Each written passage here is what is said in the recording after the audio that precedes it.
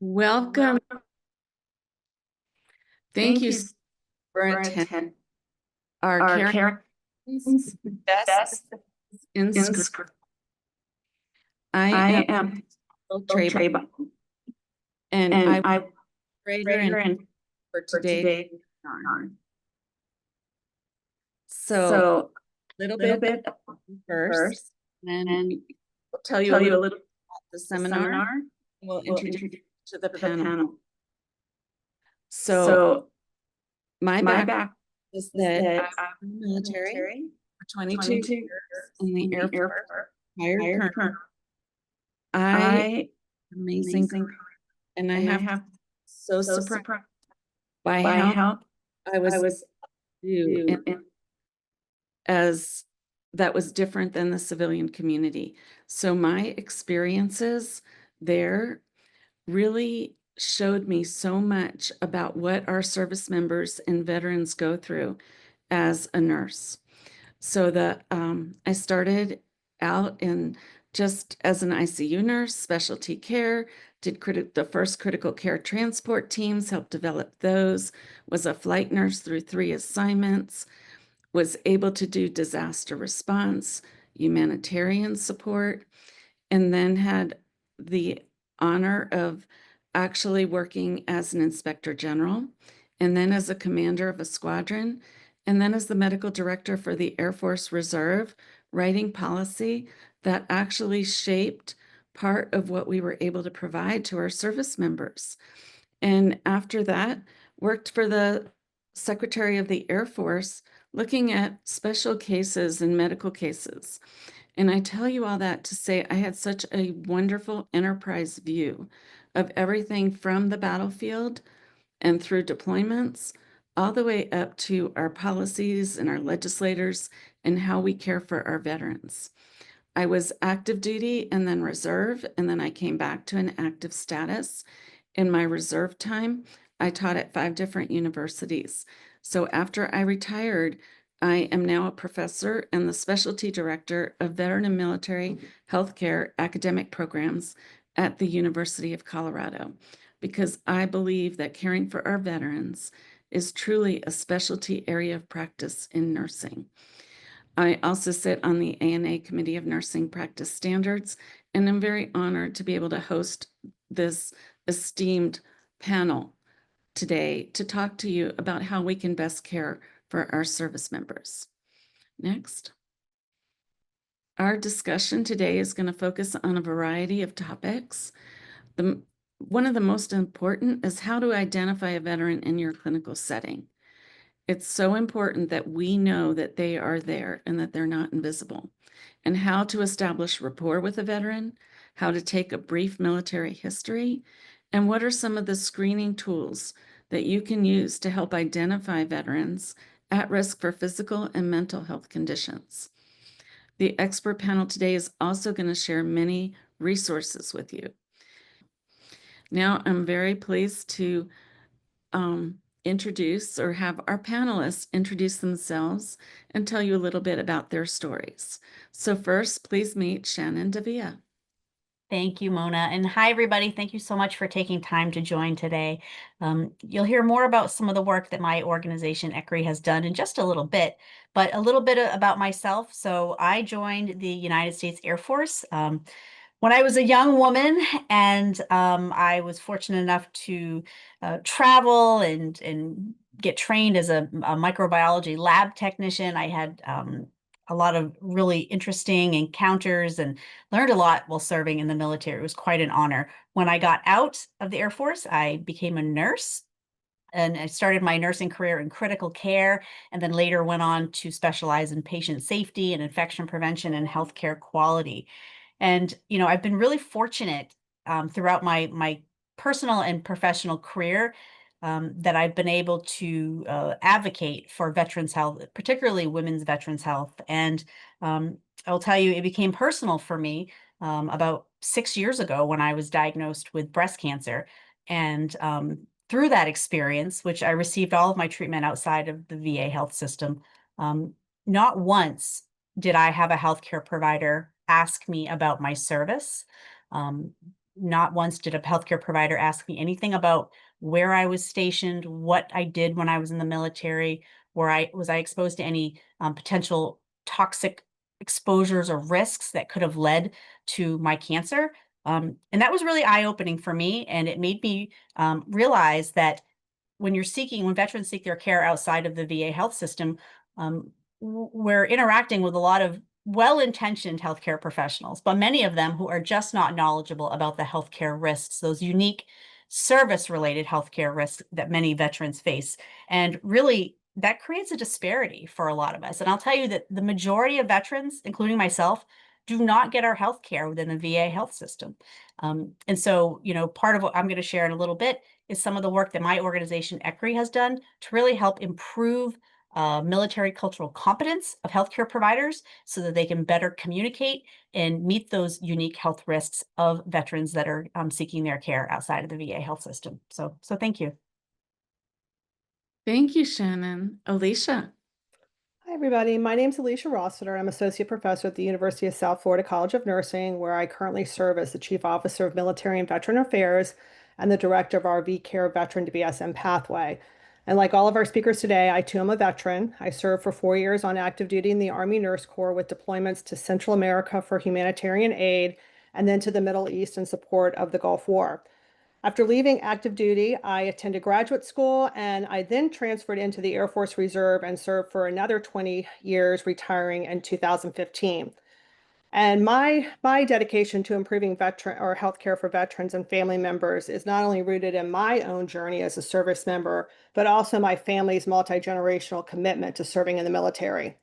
When we consider military service, it's important to understand that less than 1% of Americans serve, and of that 1%, up to 75% have a family connection to the military, whether it's a parent, a sibling, a grandparent, an aunt, or an uncle who has served. And military service has become really a family business, which has led to a significant military-civilian divide. And this really becomes important from a healthcare perspective when considering the unique healthcare needs of this patient population. So seeing the impact of military service on my own family members and my personal experience with caring for veterans on the battlefield, in the military healthcare system, and in the civilian sector, I witnessed both the extraordinary resilience and the unique challenges faced by those who have served in harm's way and their loved ones who serve on the home front. And this personal connection became the focus of my research and scholarly work on educating healthcare providers about military culture and the distinct physical and psychological needs of the service member, veteran, and military connected family member.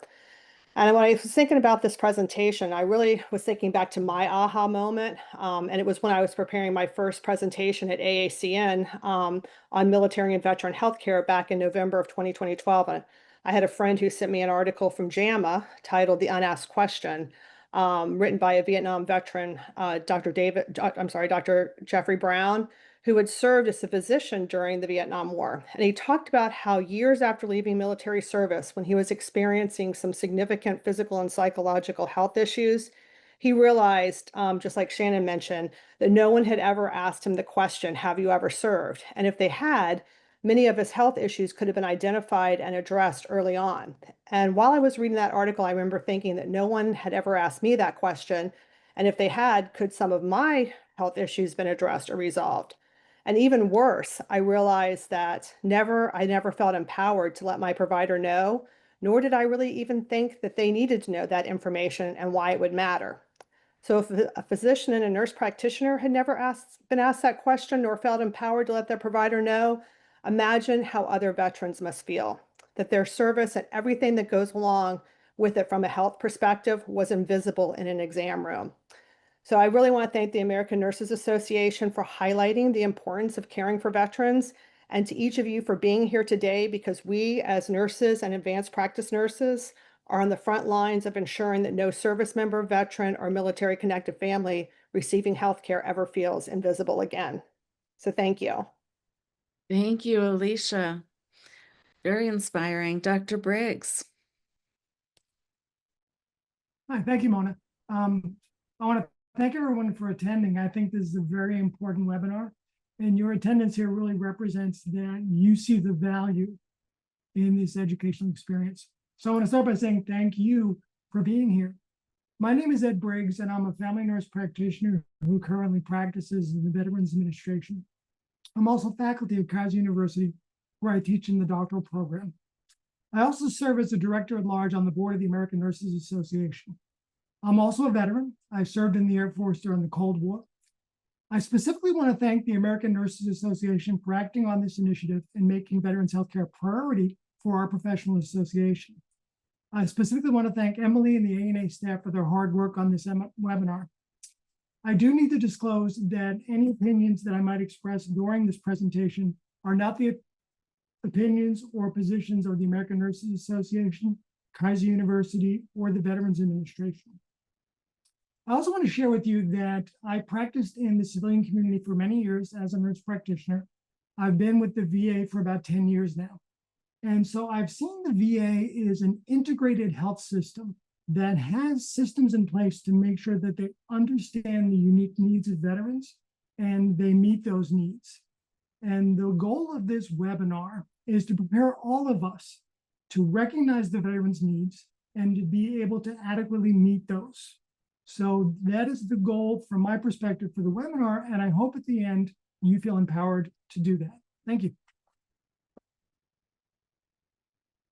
Thank you, Ed. That is so important. And I just have to echo all of the panelists and my thanks to the American Nurses Association, and that this is really important.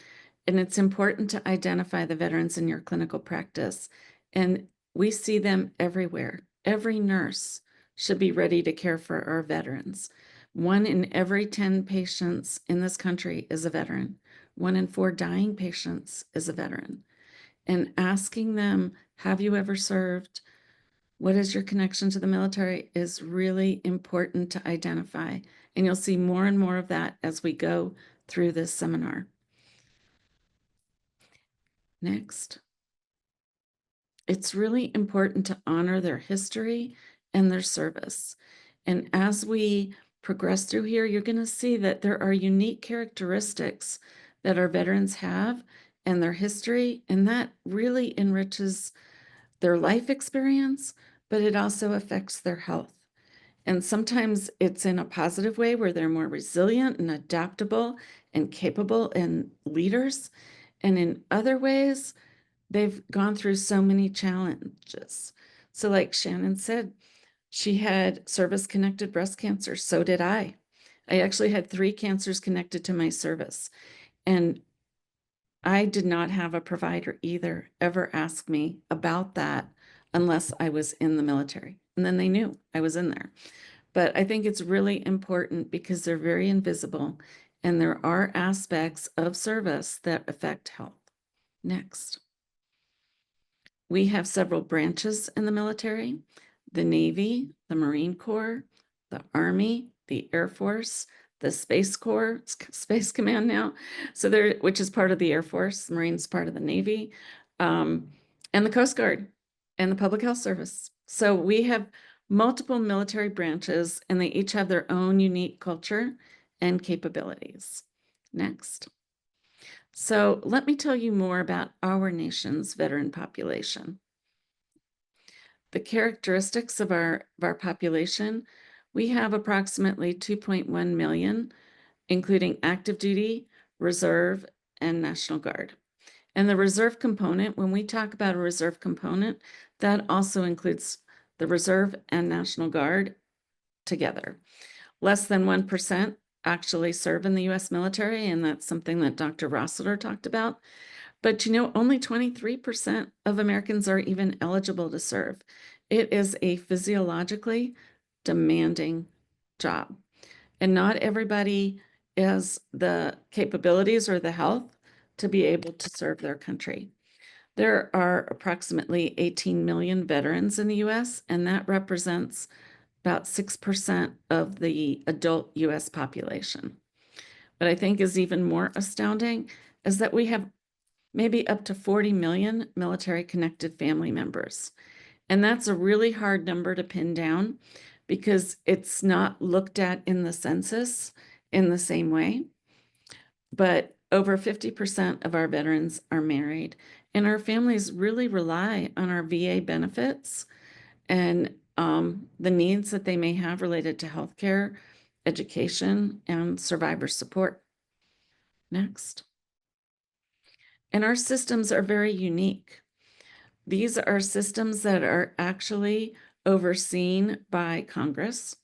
And Congress wasn't initially set up to run a healthcare system, but we have all this legislation in place for the military health system, the Veterans Health Administration, the VA, the MHS, and how they integrate with the private sector.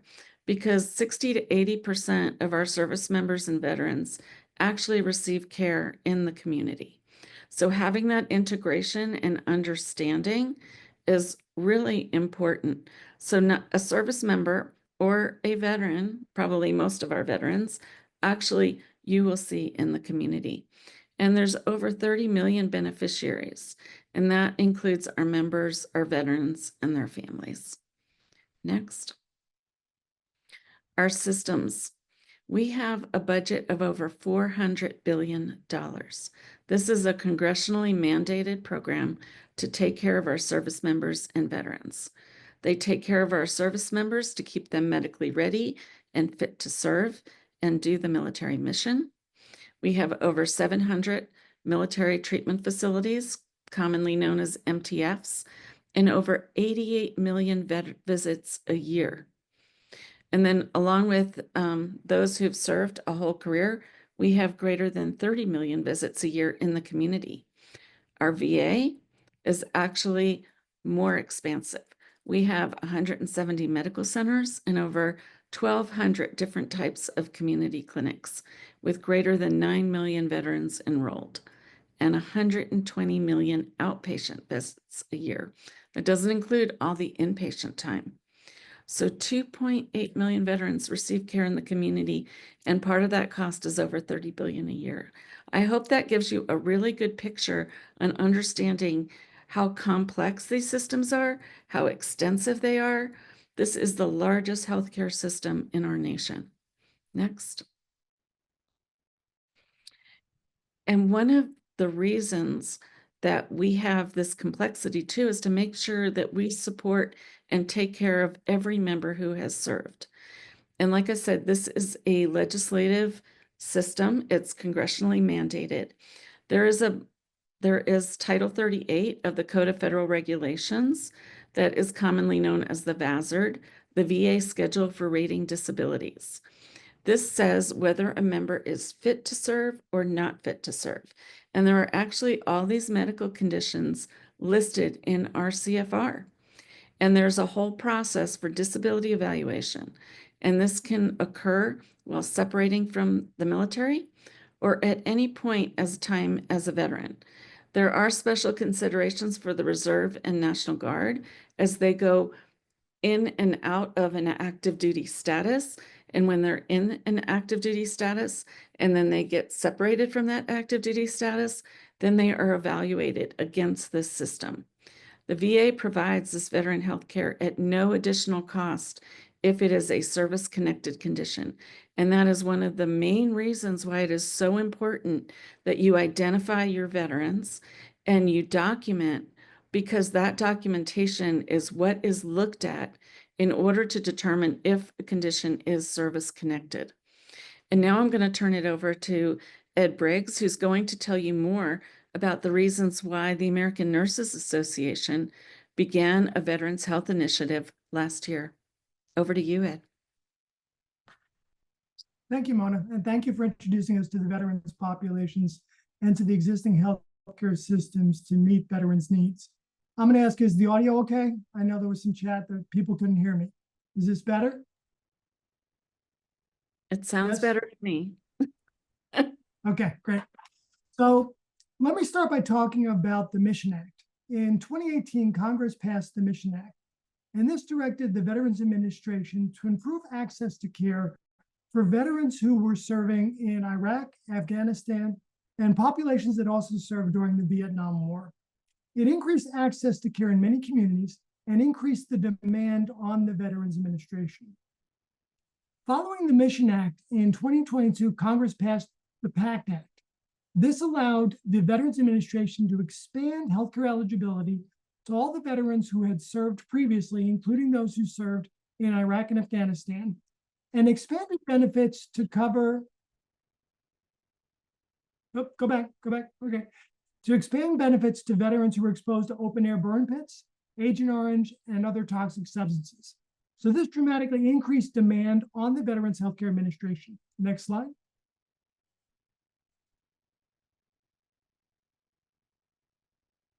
Next slide. Okay, thank you. So part of the PACT Act was the Veterans Community Healthcare Program, or VACC. And this provided healthcare to veterans from providers in the local community. It allowed veterans to seek out healthcare from providers in the community and weren't confining them to healthcare services within the VA.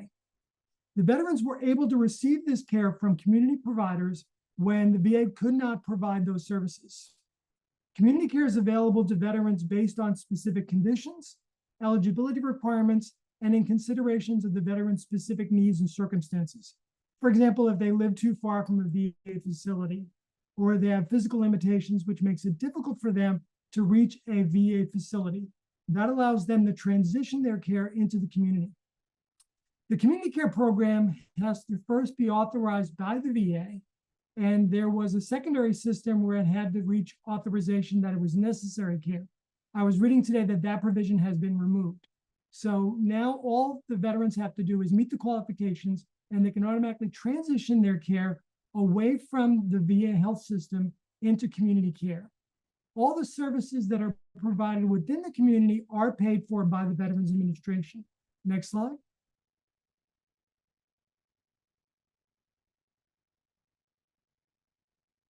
Next slide, thank you. So when can veterans get care through the Veterans Community Care Program? Well, if the VA facility doesn't provide that service. So if there's a specific need, can we go back?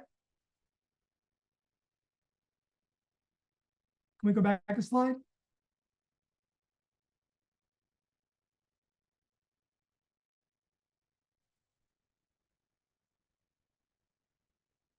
Thank you. So who qualifies for community care? Well, if the VA facility doesn't provide the service, they could be transitioned to community care. States without full service VA facilities, anybody residing in that state can receive care through the community care program. If they live within a certain distance from a VA facility, greater than 50 miles, they can transition to community care. Or if it's greater than a 30-day wait time for community care, for services at the VA, they can transition to community care. And also if it's best medical interest. If the patient has a pre-existing condition with a pre-existing relationship with the provider, they can transition their care to that provider and the VA will cover it. Next slide.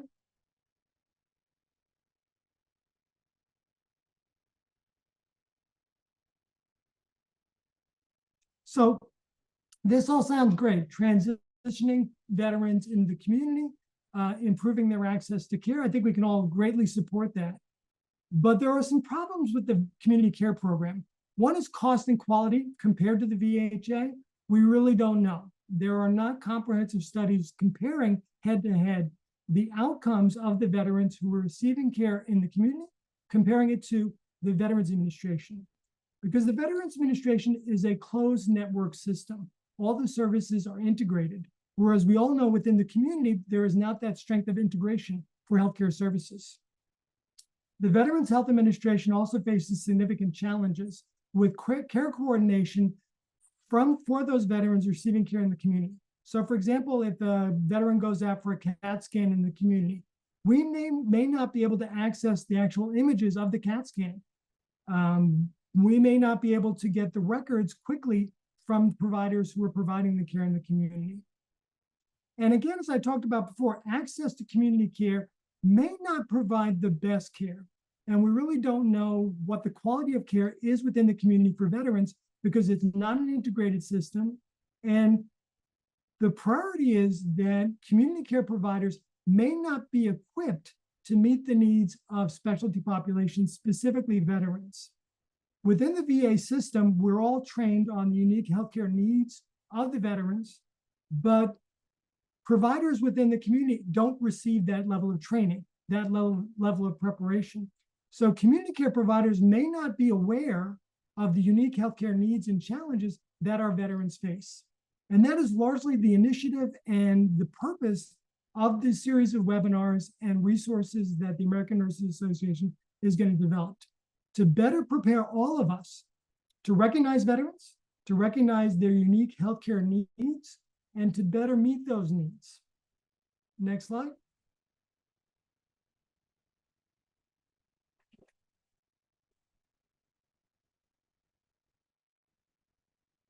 So when we think about veterans healthcare and we think about who qualifies, there's a series of qualifying conditions that veterans have that automatically qualify them for healthcare services within the VA system. These are also unique health challenges that veterans may face that community care providers may not be adequately prepared to meet. So for example, tinnitus, hearing or vision loss relating to military service, traumatic brain injuries from blast exposure or concussive forces, physical injuries, spinal cord injuries, amputations relating to service, cold or heat injuries relating to service, infectious disease relating to service. And we know with burn pits, depleted uranium, and Agent Orange, there are a host of other medical conditions such as cancers, diabetes, respiratory illnesses that the veterans are at risk for because of those exposures.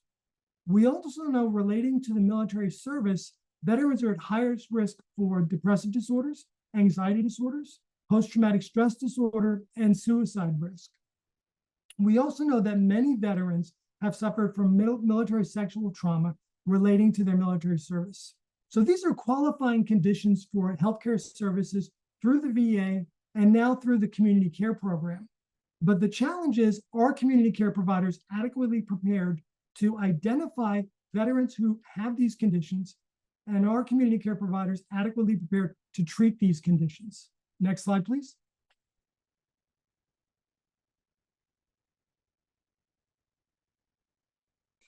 In response to this, the American Nurses Association, along with the Florida Nurses Association and the Nurses of Veterans Care, came together and we presented an initiative at the 2024 Membership Assembly for the American Nurses Association with the objective of developing a program to educate and prepare nurses and all healthcare providers to recognize the veterans and to recognize their unique healthcare needs and to be better prepared to meet those unique needs.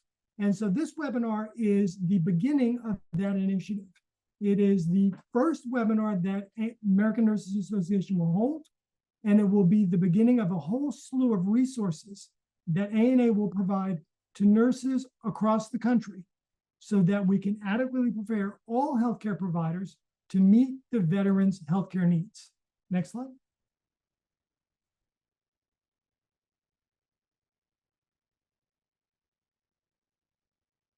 So thank you, Ed, for all of that. I really appreciate giving us that grounding. And I'm just going to go forward and tell you a little bit more about how military service impacts a veteran's health across the lifespan. And part of that is because the military members are have environments that are different in their occupations and in their exposures, whether they're in their military installation in garrison, or they're training and doing exercises, or while deployed. They have munitions and all types of equipment that they work with. And there are chemical, biological, radiological, nuclear, and explosive materials that are used within the service, as well as many environmental exposures. Now, while the military does its best at times to really minimize this, sometimes there are those exposures, and over time we learn more and more about them. But it is a hazardous occupation in that we use many different types of materials, and we deploy to many places that are austere and demanding, whether they're very dusty in the desert or very cold or very hot. it's almost hard to picture how much goes into what military members do in these deployments. And then we use different types of machinery, whether it's airplanes or ships or tanks, in these different environments and on flight lines and in shipyards and in different terrains. All of that combines to how our service members get these environmental exposures. And they are functioning at a really high level. They're using ingenuity and creativity. There's oftentimes a chaotic environment and sometimes unintended consequences. Next. Mental health care for our veterans. You know, serving is something that is very personal to the veteran because they're being part of something that is bigger than themselves. And they are part of a mission. And there are many different historical and cultural influences that apply to the psyche of our service members and our veterans. And when we want to treat the whole person, we need to have an understanding of this. What are the cultural influences? What are the history? We can go back to Greek and Roman times and actually see a lot of parallels to what is the experience for our service members and veterans. And some of this can really impact a service member's willingness to seek mental health care. They're used to being so high speed and low drag that they don't want to admit that maybe this hit them differently in their psyche, and they're thinking about things differently. And then there's stigma associated with it, or they may think that they may not be able to function in their job and they might lose flying status or not be able to do their occupation that they've trained for. So they may hide this. It's really important to ask. And moral injury. This isn't a mental health diagnosis, but it's persistent distress that comes from a personal experience that threatens oneself of their own goodness or of the goodness of their institutions or what they understood to be a higher power and their sense of spirituality or their belief about right and wrong and good and evil. So moral injury is something that we are understanding and defining more. There's a link here to Van der Wiel et al., who have defined it in a little bit more greater detail. But I invite you to kind of consider that and think about it, because people go to war and it can be very horrifying what they see, what they feel, what they experience. And then we do have mental health conditions that are major depressive disorder, general anxiety disorder, and one that we hear about oftentimes of post-traumatic stress disorder, PTSD. And we can help them. There are many different ways that our military health system, our VA, and even in our community programs and our VSOs, our veteran service organizations, that come together to try to help and support our individuals who've gone through this and have sacrificed so much in service to their country. And many are, unfortunately, there is a high risk for suicide. So it's important to understand how to assess, prevent, and promote suicide risk mitigation plans, because we need to interrupt that cycle and make them feel connected. A lot of times they feel very isolated, and establishing that connection is one of those things. And just even by recognizing and appreciating and honoring their service, you are doing one of those things that connects them to the rest of humanity, to you. That's a really important step that you can take as a nurse. Next. An up-and-coming population within our military that is mostly male-dominated is caring for our women veterans and understanding their roles. What are some of the gender-specific policies, some considerations during deployment? There may be different things related to reproductive and urogenital health, especially while deployed. And unfortunately, I think this is one of the things that Ed mentioned earlier, military sexual trauma. It's a an act of violence and it's an assault. But when you have it, when you're in the military and you're all joined together in the mission and in doing something that's greater than oneself, there's almost an extra sense of betrayal. And that is a little bit harder to deal with. So be very sensitive to some of these things. And then the psychological sequela and the family dynamics for women veterans may be somewhat different in terms of their relationship to themselves, the family, society. So care for our women veterans is a little bit different, and we're becoming more sensitive to understanding that. Next. And then our service members and our veterans are not alone. We need to support our veteran and military families, understand what they go through before, during, and after deployment. What might be some of the parenting considerations with multiple moves, school changes. We have Purple Star schools now that really try to understand and how we can support our military families, reintegrating them back into the community. Understand that they can have compassion fatigue. They may be providing care for their service member or veteran at an early age, maybe 6 or 7 years old. They may be helping their service member, whether it's their dad or their mom, cope with an injury. Now, some positive things that come out of our families is they develop a lot of resiliency and adaptability, and they do learn to care for one another. But there is this sequela of combat stress. So caring for our families is really important to keeping our service members fit to serve and fulfilling the mission, and then in taking care of them just like we take care of our veterans. Next. And then aging veterans throughout their lifespan. There are physiological and psychological effects of service. They could have a chronic condition at any age, maybe in their 20s. This could be due to environmental exposures or some of the service-connected conditions that we've already discussed. And some of these are conflict specific. It may be different with a Vietnam veteran or a Gulf War veteran or a veteran of Iraq and Afghanistan.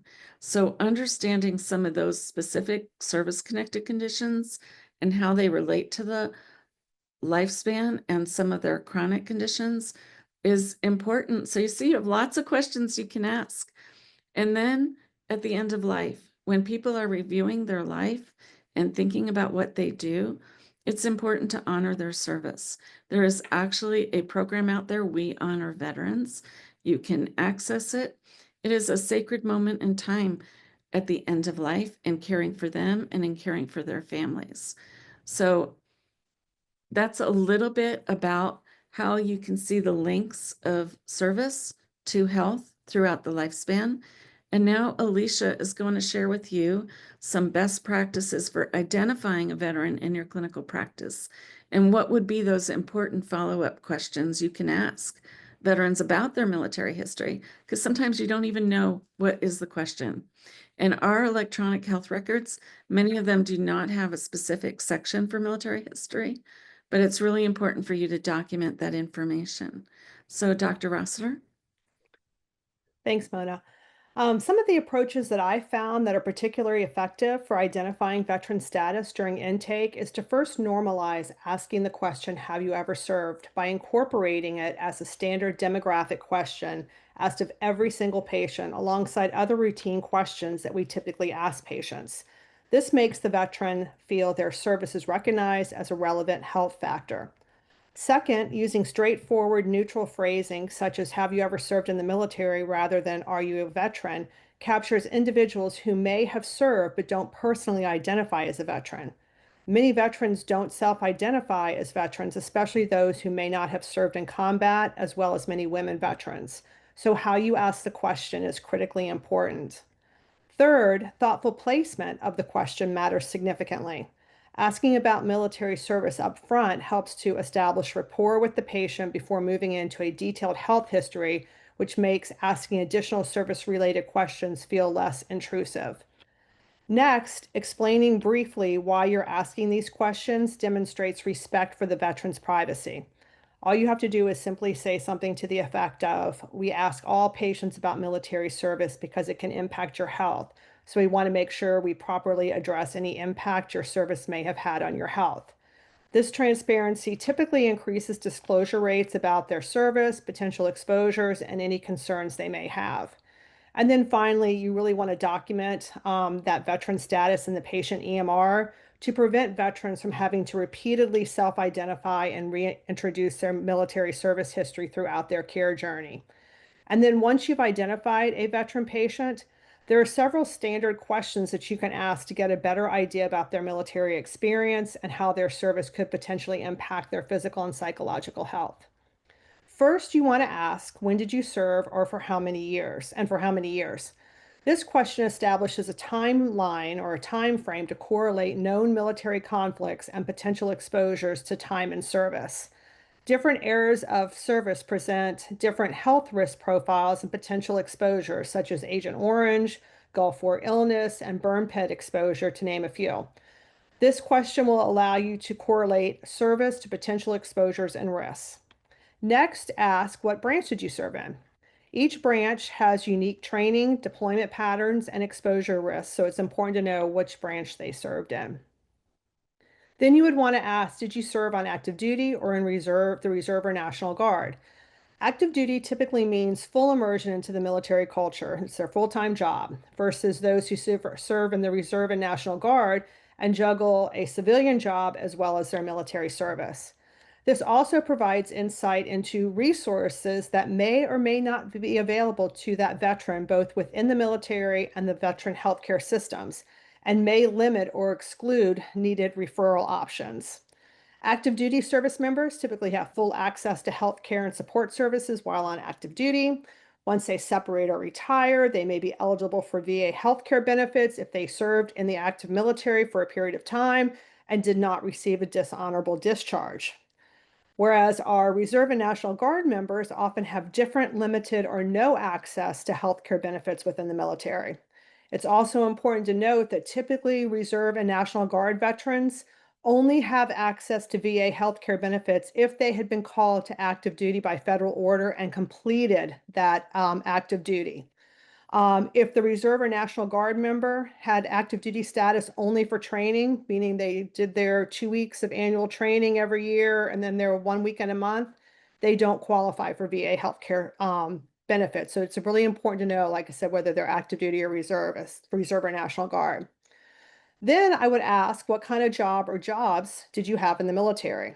What your job or jobs were in the military, also known as your military occupational specialty, directly correlates with specific exposures and risks. Some roles carry very specific physical and psychological injury patterns or exposure risks. Next, I would ask, did you ever deploy? And if so, was it to a combat or war zone? And this provides insight into combat exposure, which significantly increases risk for polytrauma, PTSD, TBI, and moral injury. Different deployment locations present different environmental exposures and risks, and multiple deployments compound those risks and can put additional stress on family systems. You would also want to ask, were you injured or do you have a service-connected condition? And this provides a direct opportunity for you to link current symptoms the veteran may be experiencing with their military service. It may also qualify that patient for VA disability benefits they may not be aware of or are not utilizing, which leads to the question, do you receive any care from the VA? This allows you to know if the veteran is utilizing their earned benefits. It also identifies opportunities for care coordination with VA providers. And more importantly, it may also reveal barriers to VA access that you can help address or navigate with that patient. And then finally, you would want to ask, are you concerned about how or if your military service has had impacts on your health? And veterans may assume their provider understands military exposures without explanation on their part. So this open-ended question allows the veteran to express personal concerns about their health as it relates to their military service, and it may reveal issues that they haven't shared with other providers simply because no one's ever asked or they assume their providers knew. So once you've asked all these questions, make sure, or when you ask all these questions, ask these questions matter-of-factly as part of your routine assessment. Then actively listen, because you may be the first person that veteran speaks to about their military service. You always want to maintain eye contact and watch for those nonverbal cues that may suggest difficulty with memories or talking about their service. Oftentimes our veterans don't want to talk about what they did or saw while they were in the military. Then you want to document responses systematically in your EMR for future reference in the patient's care. And this documentation is extremely important because now with the shift of care into the community, your documentation may be requested to support a VA claim for that veteran. So not taking the time to obtain a military history means missing critical context for care and clinical decision-making. Screening all patients, not just those you suspect served, is the only reliable approach. So screen every single patient. When we fail to ask the question, have you ever served, we miss critical opportunities to provide veteran-centric, culturally competent care. When we don't ask, we don't know, and what we don't know can hurt them. Alicia, thank you. That is a great introduction to our military history. And I know we have a clinical support. Can you tell us about the American Academy of Nursing's Have You Ever Served pocket card and how it can help nurses identify a veteran in their clinical setting and screen them for high-risk physical and mental health conditions? Sure. The Have You Ever Served pocket card was launched in 2014 by the American Academy of Nursing and was developed in response to the recognition that approximately 70% of veterans were receiving some or all of their health care outside of the VA healthcare system in civilian settings that were rarely, where they were rarely identified as having served. And this was actually prior to the Mission Act. So we know now more than ever, we're seeing veterans in our civilian sector facilities and hospitals. The Have You Ever Served campaign is a national initiative designed to bridge critical gaps in veteran health care, and is one of the tools that I personally use in my toolkit with patients and that I share with all of my nursing students and colleagues. The question, have you ever served in the military, represents one of the most critical yet frequently overlooked assessment questions in civilian health care. The American Academy of Nursing also recognized that there were significant gaps in education regarding military culture and health risks that may cause nurses and advanced practice nurses to be hesitant to ask about military service connection. So therefore, the Have You Ever Served initiative offers resources tailored to specific patient or veteran populations and healthcare concerns that nurses and advanced practice nurses can use to increase their knowledge and comfort level when addressing the healthcare needs of veterans. And if you'll go to the next slide, I'll show you a picture of the pocket card. So the Have You Ever Served pocket card is a 4-sided pocket card that can be used as a standard screening tool to guide incorporation of veteran-specific questions into your history and assessments. And the nice thing about the pocket card, it can be downloaded and literally stuck in your pocket, and it can be used in any clinical setting from primary care to urgent care to emergency care in the community setting. Really, it can be used in any clinical setting where you're seeing patients. So when you look at the first side on your far left, it centers on the critical question, have you ever served in the military? Prompting you to ask the question with every patient you encounter. It then guides you through a series of questions very similar to the ones we just discussed on 2 slides ago that allows you to get an overview of the veteran and their unique military service experience. This seemingly simple question really does serve as a gateway to providing appropriate veteran-centric, culturally competent care.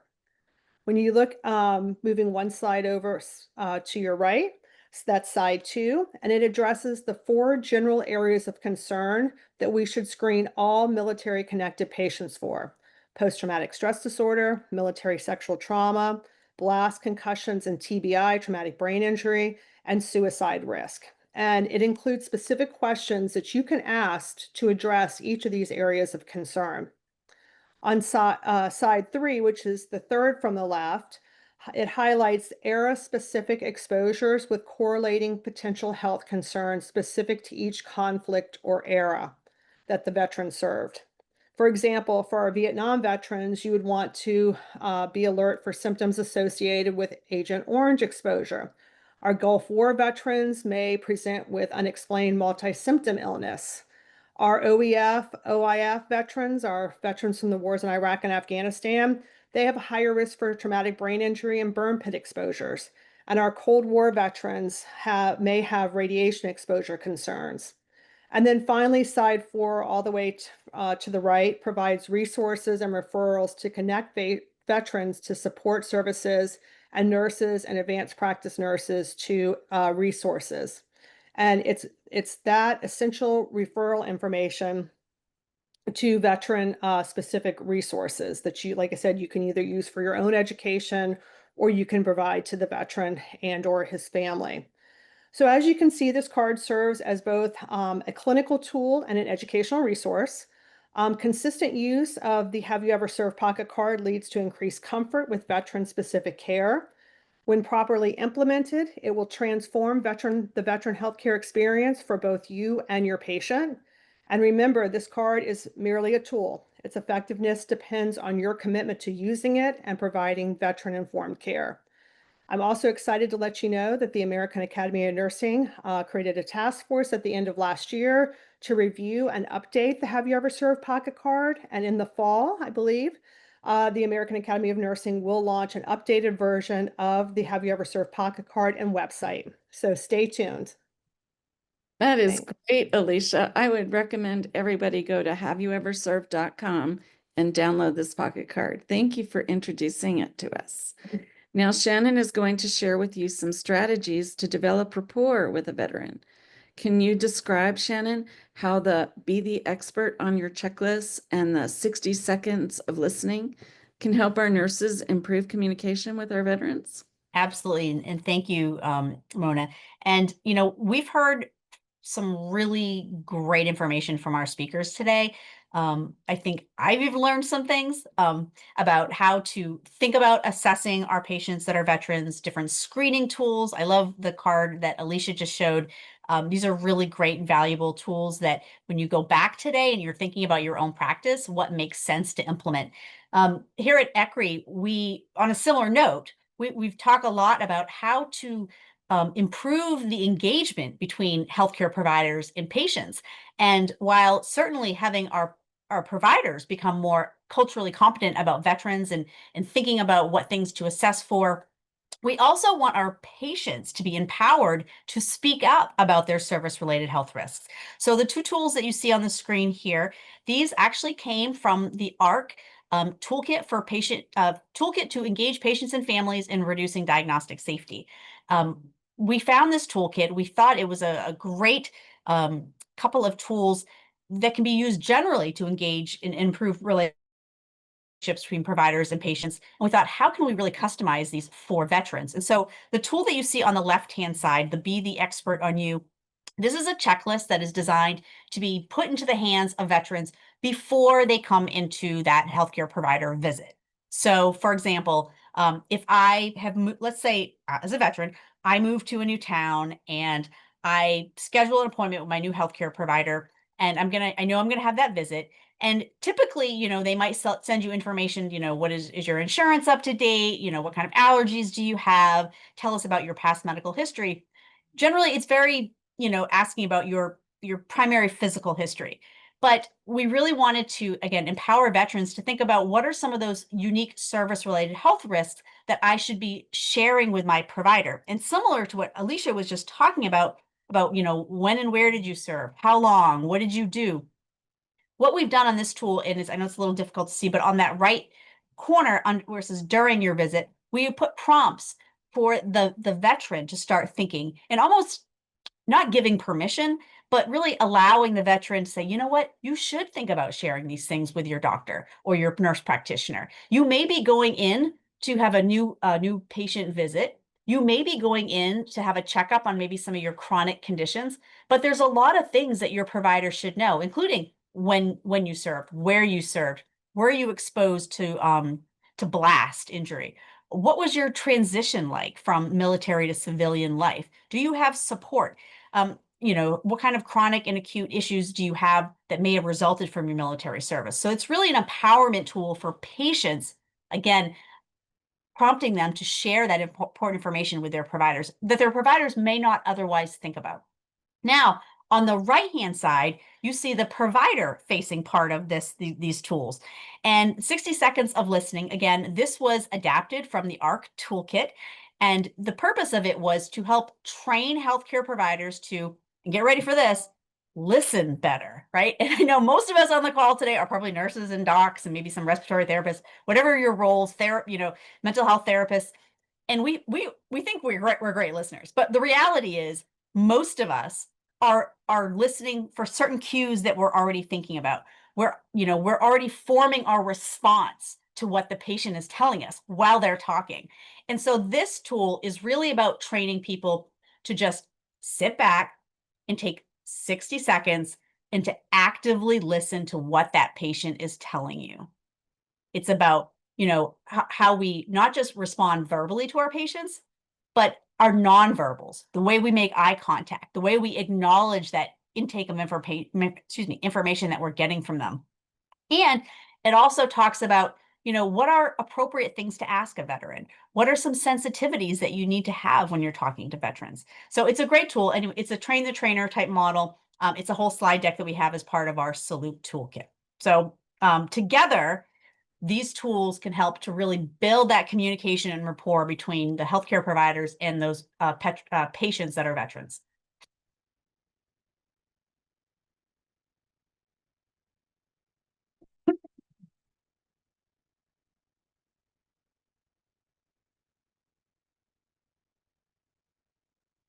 Sana, do you want to continue to go through the guide or? Absolutely. So, so those two tools are part of what we call our Salute program guide. And so Salute, as you can see, is an acronym, and you see what it stands for in that blue box right there. This is a free program that is offered by ECRI. It is available to the public. Anybody can join, can download all the tools. But the purpose of Salute was to help, again, build a relationship between healthcare providers and their patients that are veterans by enhanced screening, helping providers really think about how to engage patients in their health goals, learning how to manage some of those unique service-related health risks, many of which we heard about today. The tool that I just talked about, the 60 seconds of listening, really understanding how to listen effectively to improve that veteran healthcare provider encounter. And then talking about how a safe diagnostic process can support early diagnosis and treatment of many of those conditions that we heard about today. And then finally, the E stands for engaging veterans and using available veteran resources and referral sources that are out there, including the card that we just saw. There's so many wonderful resources. So if we go to the next slide, when we framed the Salute program, at ECRI, we're a patient safety organization. So we are all about performance improvement, patient safety. We do see veteran health as a patient safety issue. In fact, we listed it as a top issue on our top 10 patient safety concerns in 2025. And we know that when we talk to healthcare providers or quality and safety folks about making improvements, it takes it's an effort, right? It's an undertaking. And so, if you want to reduce falls or reduce medication safety errors, you just can't go and show everybody a slideshow and expect that they're going to do it. You really need to have a stepwise process. And so our implementation guide walks through all the different steps, which is really based on change management principles. So the first step is forming your change team. And if we go to the next slide, when you're trying to really undertake a project, let's say, hey, we're going to implement a new veteran screening program. We want to assess where our gaps are, and we want to help our providers become more military culturally competent. Well, how are we going to take that on?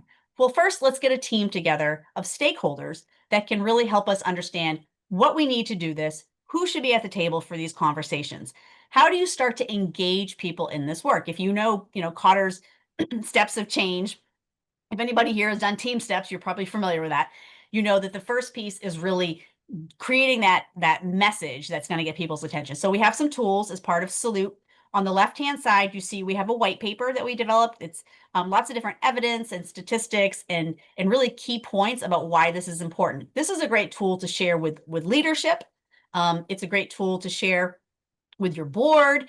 with people that you are trying to get their support at, we need to invest time and resources to help improve the way we take care of veterans. The tool on the right is actually just a really quick one-pager, because once you get your leaders' support to embark on any kind of improvement project, in this case, improving veteran health, then you need to make the case to the frontline staff, right? Because what you don't want is for frontline staff to say, oh, here we go. This is just another project. Flavor of the week. No, so we have a quick tool that you can say, what does this mean? What does this mean to you? What do you need to do? How are we going to get this done? So we're all about the messaging. Now, if you go to the next slide,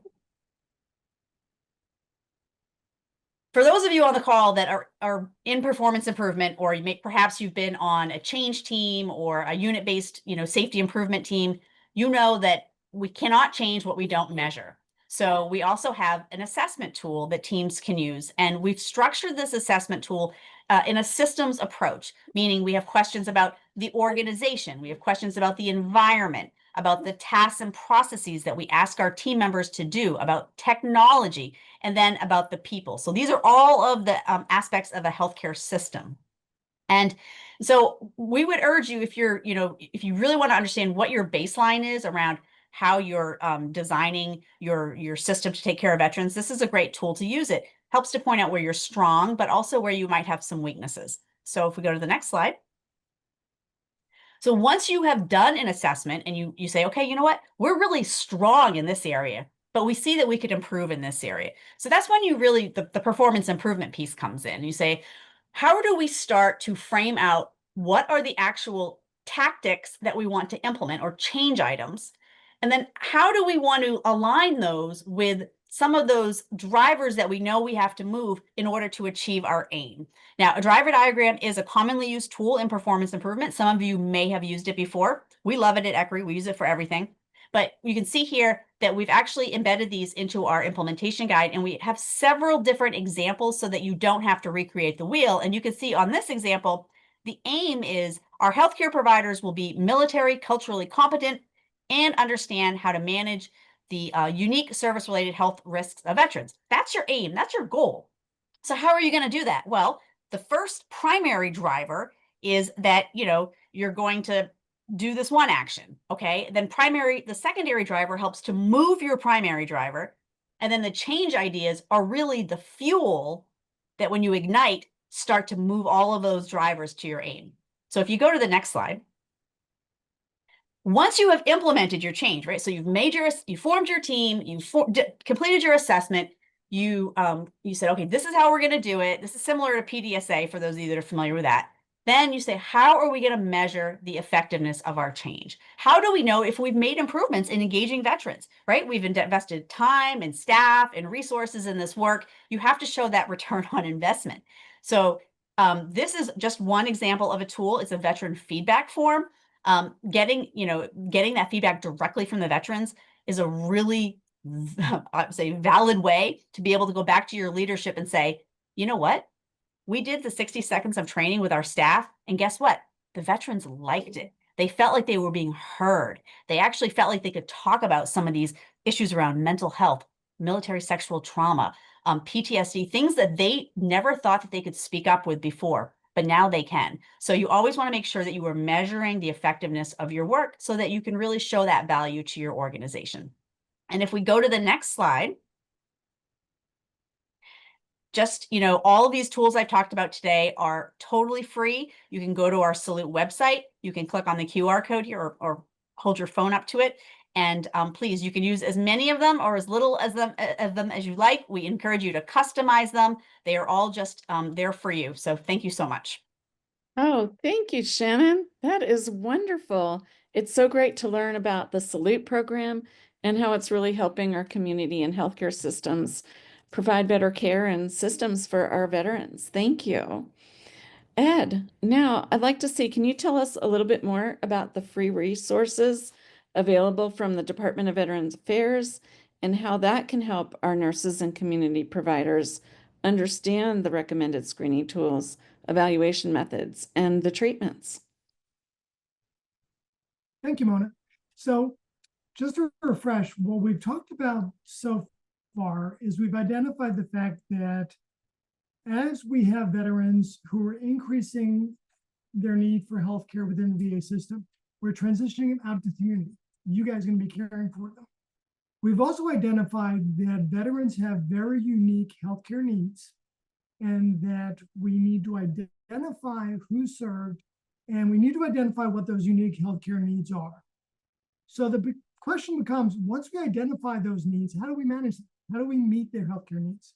How do we adequately make sure that veterans with service-related injuries or health problems can receive the best possible care? And I'm proud to say that there is a comprehensive list of resources that are available, both from the Veterans Administration and from the community, that you can access. Some of the best ones that are evidence-based, that are peer-reviewed and proven, that the Veterans Administration and the Department of Defense shares freely, includes clinical practice guidelines for the management and detection of mild traumatic brain injury, chronic insomnia, tinnitus, asthma, major depressive disorders, post-traumatic stress disorders, substance use disorders, and patients at risk for suicide. So these clinical practice guidelines have clear evidence-based information that clinicians can use to detect and treat these conditions. These guidelines include essential screening tools that you can incorporate in your practice on a daily basis. These might include the chronic insomnia OSA screening tools, Stop Bang, for major depressive disorders, the Patient Health Questionnaire 2, or the PHQ-2. For post-traumatic stress disorders, there are screeners that can be included, including the PTSD-5 screening tool. And then for alcohol or substance use disorders, there are screeners within these clinical practice guidelines, including the Audit C or the Alcohol Screening Questionnaire.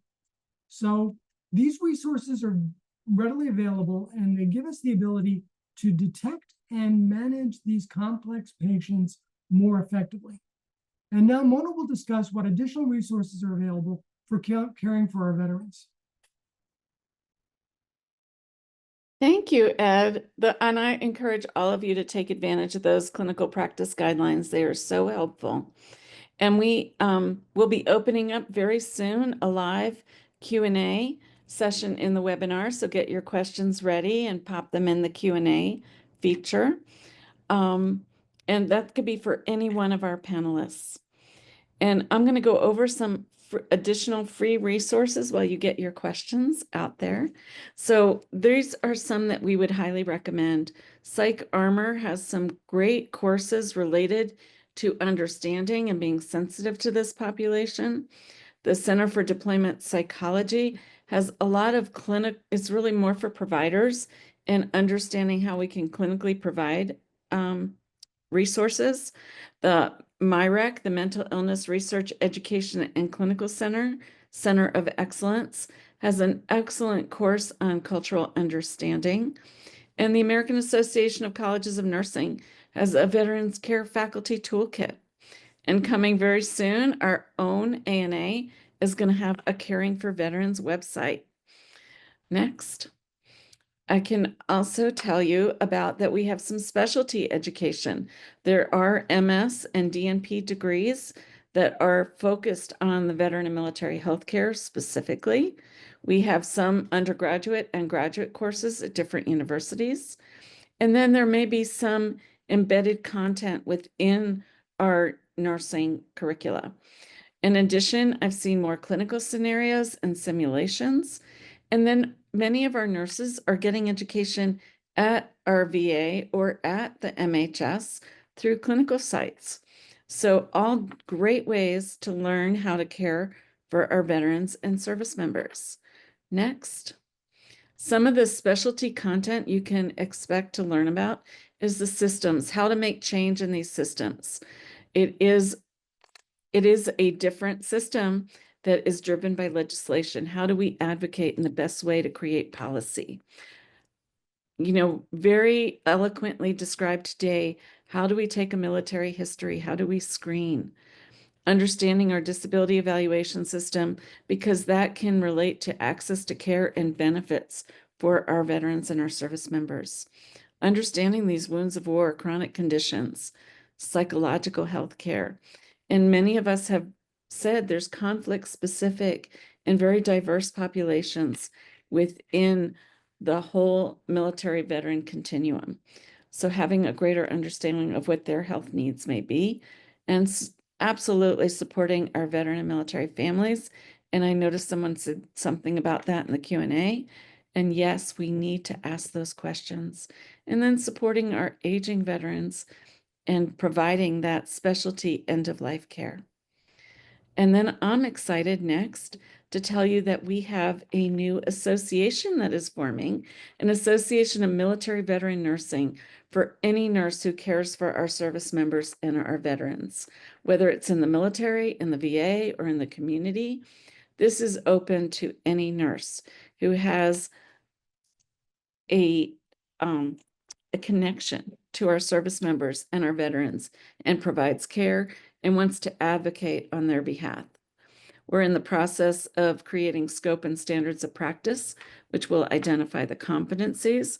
We're projecting a public comment period toward the end of the year, and then we'll advance it to ANA for recognition of this as a specialty area of practice.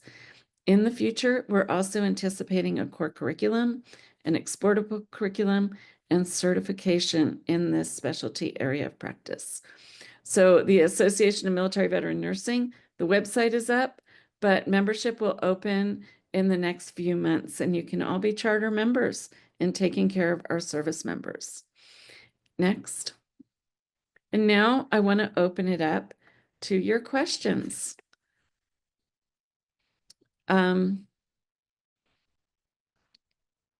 So one question was, how can civilian nurses and School of Nursing faculty develop cultural competence when caring for veterans, especially regarding military values, experiences, and communication styles?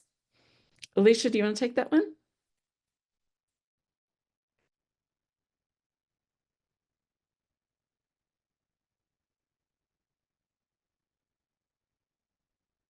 You're muted. No. Okay. I can take that one. And it's all about education. It's, you know, we have all of these different courses out there, and you're absolutely right. We need to understand their values, what has been their experiences, and then how to communicate with them. And so you have these different clinical tools that you can use to do that. I am so thankful that so many of you, I'm reading through all of the different Q&As here, are appreciating this content and see the need for it. So, Mona, can I respond to a question? Sure, go ahead, Ed. So Josette Hill mentioned the fact that there's a delay in community care because of the requirement for secondary consults for approval. As I mentioned earlier, that has been removed.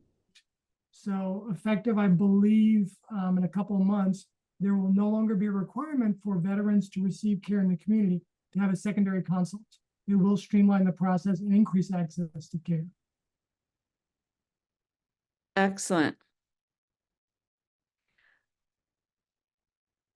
Oh, Alicia, I see you're off mute now. Sorry, I was unable to get off mute. So I have another question that is like right up your alley, though. How can nurses support family-centered care that addresses the needs of children when a veteran parent is dealing with physical or mental health issues, such as PTSD or a physical disability?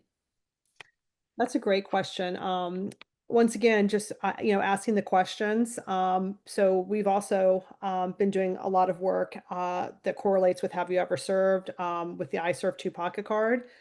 So once again, it's a way that providers can look at or can ask culturally competent questions either to that child if they're age appropriate or to the parent. So once again, knowing what questions to ask and then how to provide and guide care for that military connected child or family member. Within the healthcare arena, you can utilize that content, but also asking for support from your schools, oftentimes the school nurse or The social worker within the school can also be of great resource and value, especially if they're a DoD affiliated school. I would recommend reaching out to them as well.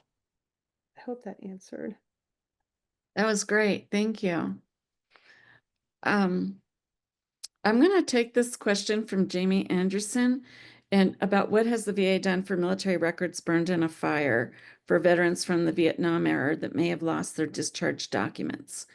So having worked on some of these cases, there's a few different ways that you can go about documenting that. Some of these now conditions through the PACT Act are seen as presumptive. So you no longer have to prove, but if you have documentation that you were actually your own orders, that you were in service during that time and that you were deployed, then that counts. You don't need the actual medical records. It is presumed service connected. You can also what's called getting buddy statements. Other people who've been in the same conflict as you and that you know can attest on your behalf when the medical records are not available. And Ed, do you have anything else to add to that? Under the PACT Act, they dramatically decreased the threshold for disability determination under service during the Vietnam War. So part of the PACT Act was to reduce that threshold that they previously had to meet to receive those disability benefits. So you're absolutely 100% right. Just that DD 214, that shows they served during that time period, and they will get the presumptive disability and benefits because of their service under the PACT Act. It dramatically decreased that bar.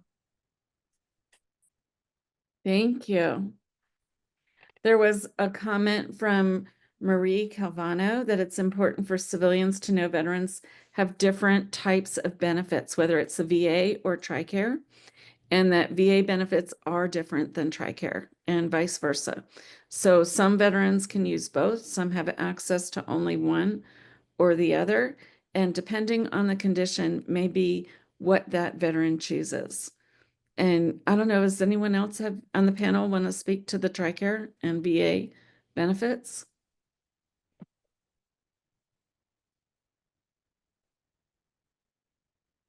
Okay, thank you. I'm going through these questions. They are great questions. I wish we had time to get to all of them, but we'll take a couple more.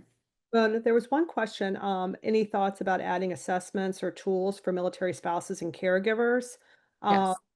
So going back to the I Serve 2 pocket card for military connected children, if you Google that, I think going back to the question that was asked about military connected children, you can Google that I Serve 2 pocket card. And once again, it'll provide you with all the information on how to ask questions and provide appropriate care for children of military service members. We have just recently also created the Serving on the Home Front pocket card. We are in the process of publishing on that. I'm happy to provide that to I think it's an anonymous question, but if you reach out to me, I'm happy to provide you with the Serving on the Home Front pocket card for for spouses, partners, and caregivers. And once again, it provides, guidance on questions that should be asked in your assessment of that military connected caregiver, spouse, or partner. Really assessing, their employment, their mental and physical health as it relates to being a military spouse or caregiver. So like I said, I'm happy to provide that to anybody who reaches out. Either one, the I Serve 2 or the Serving on the Home Front. Great pocket cards. Thank you, Alicia, for picking up on that. And I would invite any of the panelists to look through the Q&A, and if there's one that is particularly calling to you, please speak up. I just want to expand on the conversation. I just want to expand on the conversation relating to families and children of veterans. The Veterans, VHA, Veterans Health Association, provides services to the families of veterans. And so if you have a family member, if you're a child of a veteran, you can reach out to them, and there's a comprehensive list of services that they provide to the families of veterans. So you can reach out to the VHA, And if your family member is registered with VHA, they can provide you with support and services. And it's a fairly comprehensive suite, including financial assistance, educational assistance, caregiver support. That is great. There's been several questions related to continuity of care and how we can be sure that they can access care across the continuum. Does anyone want to speak to that aspect?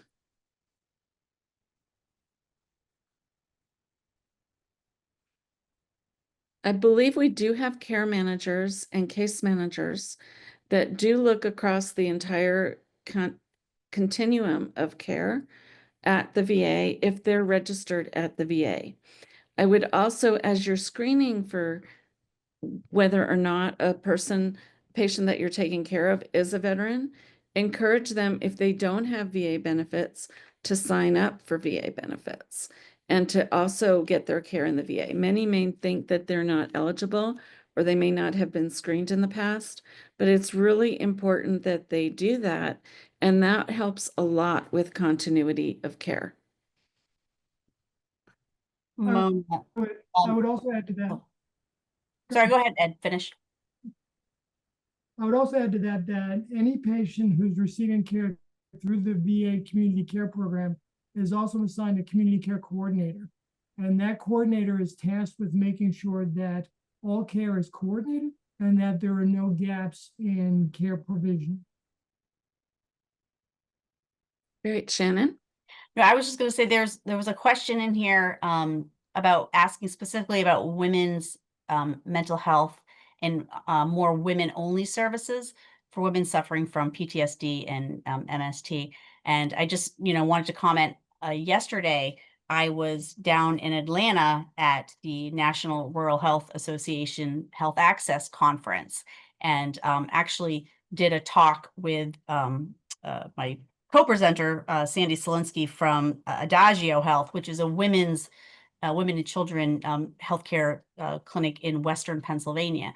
And this conversation, we had this conversation yesterday too, about just the need for more focused women's care. And there's some really good studies out there. There was one recently published about the barriers to women's access to veteran health in rural areas. There's also been some studies study published by the Wounded Warriors. And, basically, especially when it comes to mental health, it's really highlighted in these more rural states, right? So, and the conversation that happened is that a lot of this healthcare, and no offense to Ed, who's sitting on the panel, a lot of this healthcare is very masculine, and it's been designed by men for men. And really historically, a lot of the veterans, of course, women veterans, the proportion of women veterans is growing. But, we are in a changing system, and I will give credit to the VA. I think they've done some great work recently. There's been some really important legislation that's been passed about, mammography services, women mental health, all these different things that I think are really the tip of the spear, and hoping that this is going to continue the conversation around access and services for women, not just for women's mental health, but also for reproductive health. We only have like another, these were excellent questions. I'm sure we could be talking for the next hour, just going through the Q&A. Thank you so much for participating and being here today. We want you to know that we have another webinar planned. So this is the first of hopefully many, where we will be able to address all of these incredible issues. Very important issues. I want to show you the references, and I want to draw your attention to something in the chat. There's a video that says, they call me Doc, and there's a link to it. We couldn't incorporate it into the CNE portion of this, but I would encourage you to look at that. It is on YouTube, it is free, and it was produced by Creative Vets to give an understanding of what some of our medics in service have encountered. And then we are picking up and taking it the next step.